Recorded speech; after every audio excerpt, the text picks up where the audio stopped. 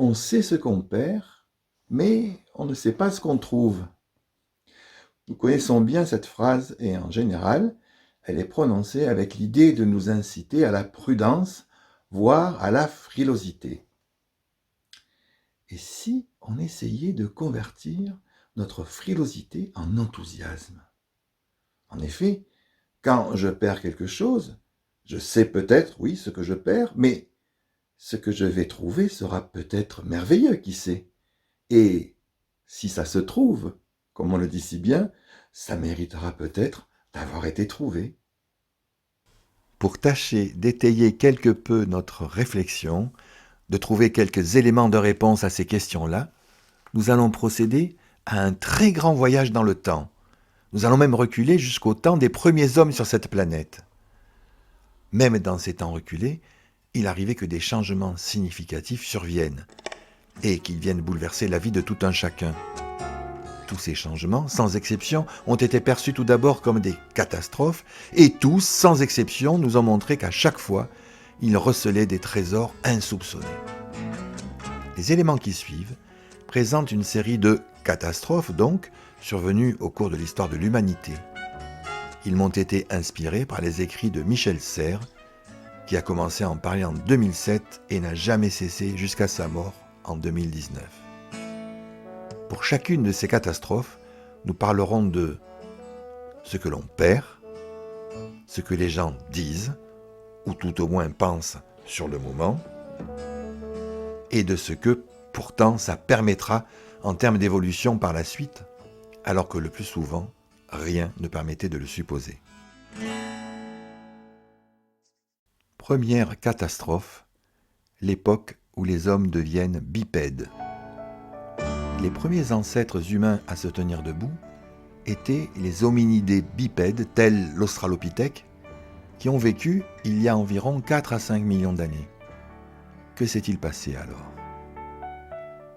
Eh bien, pour commencer, les membres supérieurs n'ont plus de statut de portage.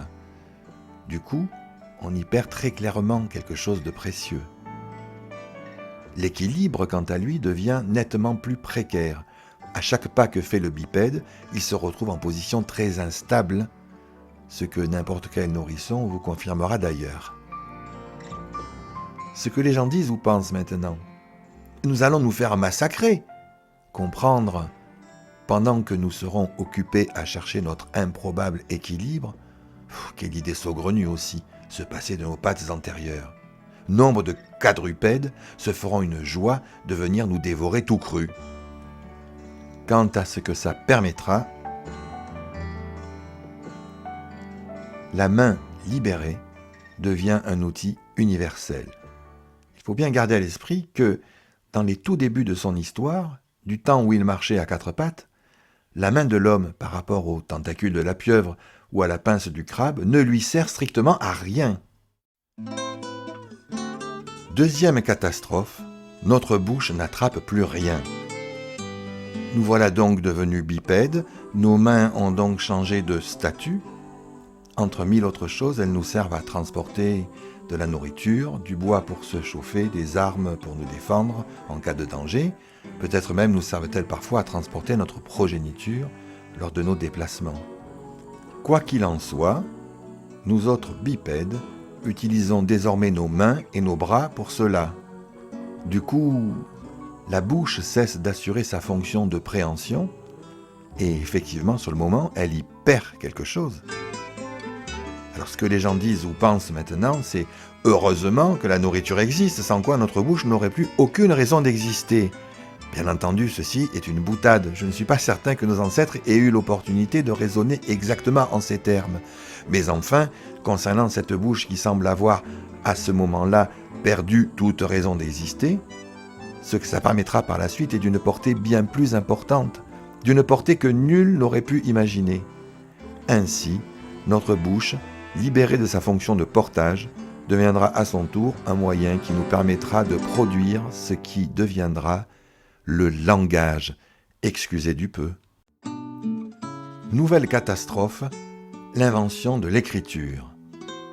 Après avoir opéré un grand saut dans l'espace-temps, nous voici arrivés vers 500 ou peut-être 1000 ans avant notre ère, époque de l'invention de l'écriture. Mais au tout début, cette nouveauté ne correspond pas forcément à quelque chose de réjouissant. Un peu partout, on commence en effet à se dire que c'en est fini de toute tradition orale et que l'humanité est en passe de perdre beaucoup de choses, à commencer par le talent du conteur. Effectivement, jamais un écrit ne pourra rendre compte des 1000 subtilités que permet la parole. Sa voix, les voix de nos conteurs, comédiens et autres zaïds risquent de se perdre et de ce fait, de véritables trésors seront engloutis à jamais. La prosodie, c'est-à-dire les caractéristiques d'une voix, le volume, le timbre, la musicalité, bref, tout ce qui rend les émotions et les intentions d'un texte plus intelligibles pour le public. Alors là aussi, les gens se sont mis à dire ou à penser beaucoup de choses à cette occasion. Ainsi, à coup sûr, cette invention diabolique allait permettre d'écrire n'importe quoi. Imaginez un peu si vous mettez ce bel outil entre des mains mal intentionnées ou même mal informées. Pour n'importe qui, pareil, si le public visé se trouve lui aussi composé de personnes mal intentionnées ou même mal informées, que se passera-t-il ? En résumé, tout ça c'est de la confiture au cochon et puis c'est tout. En fait, la suite de l'histoire nous montrera une fois encore que cette véritable révolution permettra l'avènement de l'État, la monnaie, la géométrie, les religions monothéistes, la pédagogie.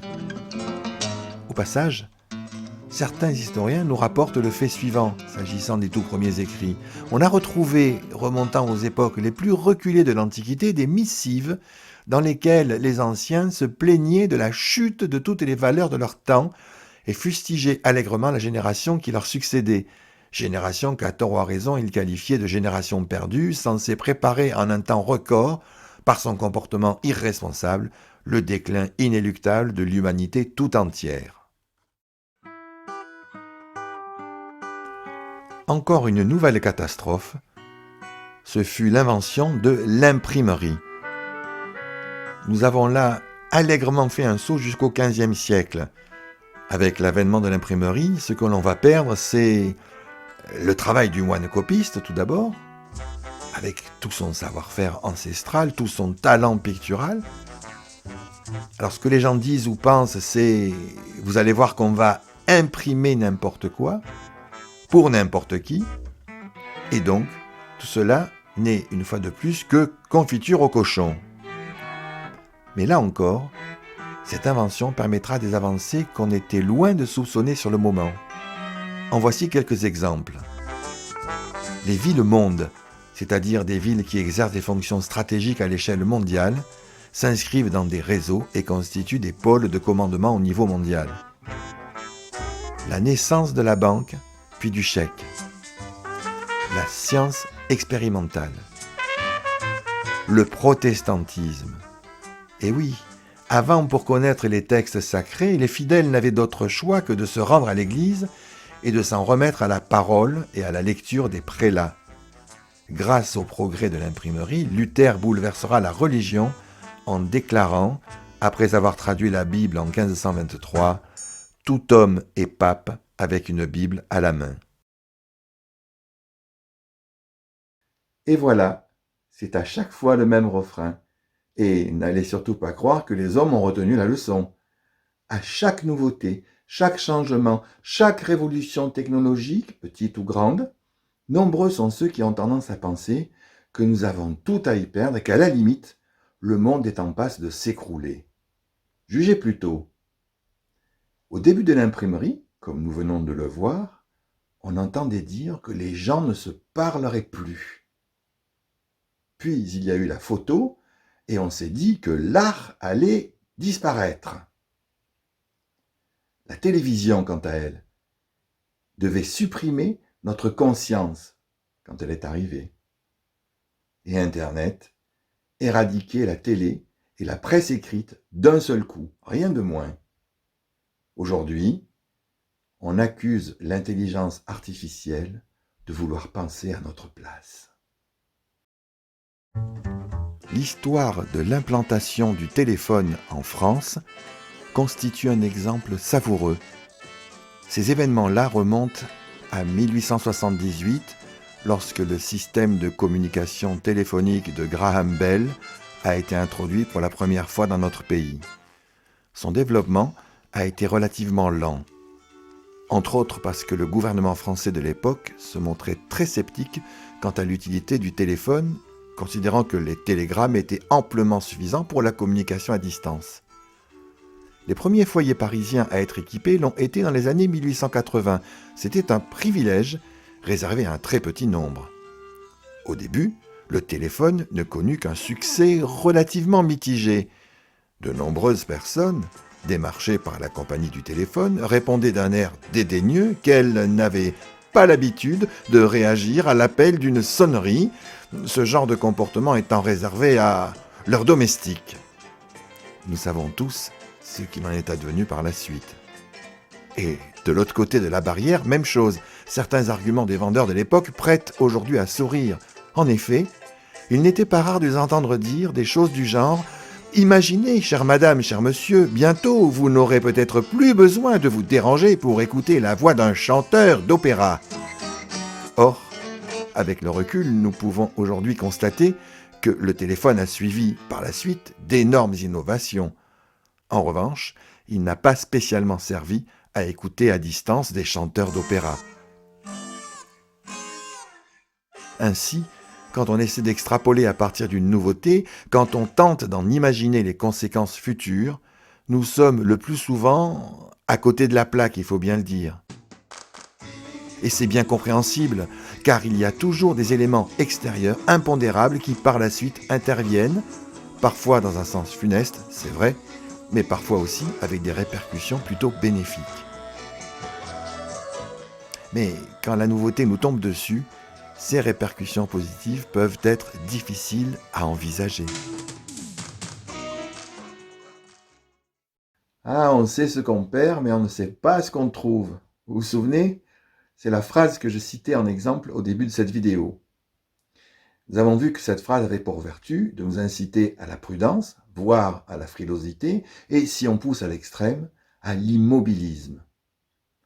Les Chinois affirmaient il y a déjà plusieurs millénaires qu'il est possible de rester immobile dans le lit d'une rivière, mais pas dans le monde des hommes.